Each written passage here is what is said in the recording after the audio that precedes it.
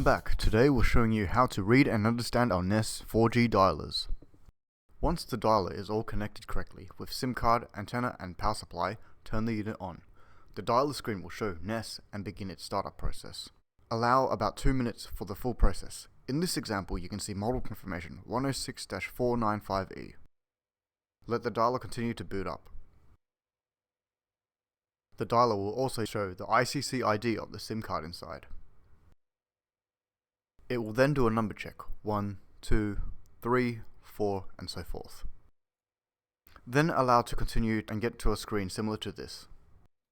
This screen is the most informative. You will see similar information like this on our current 106-495E dialer as well as our other 4G black dialer models, number 106-490, 106-480 and 106-250.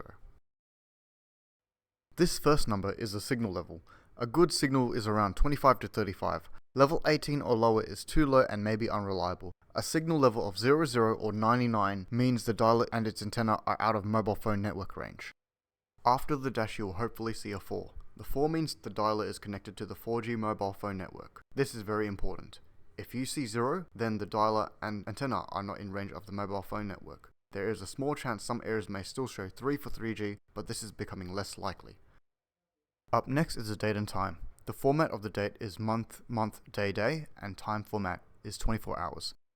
In this example, the date is April 13th and the time is 13:29 or 1:29 PM. Having the correct time on the screen indicates the dialer is connected to the time clock of the mobile network.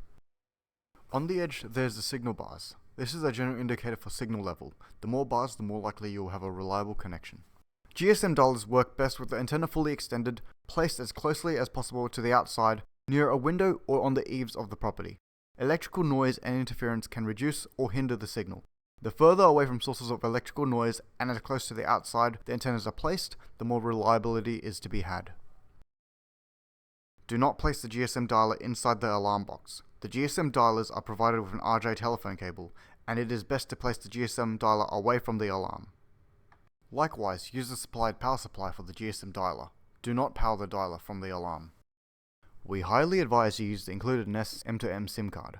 Third-party cards have been shown to be unreliable and are usually for use with smartphones. These third-party cards may work for some period of time, but may turn off usually after 24 hours as per their own terms and conditions.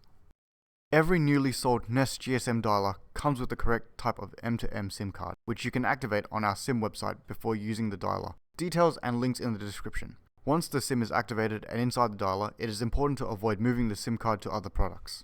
Contact your nearest Ness branch if you do not have a Ness SIM card. You have our links in the description below. For manuals, information, ordering and pricing with your Ness Trade account, go to our trade website ness.com.au. Please subscribe and hit the notification bell for our other upcoming videos.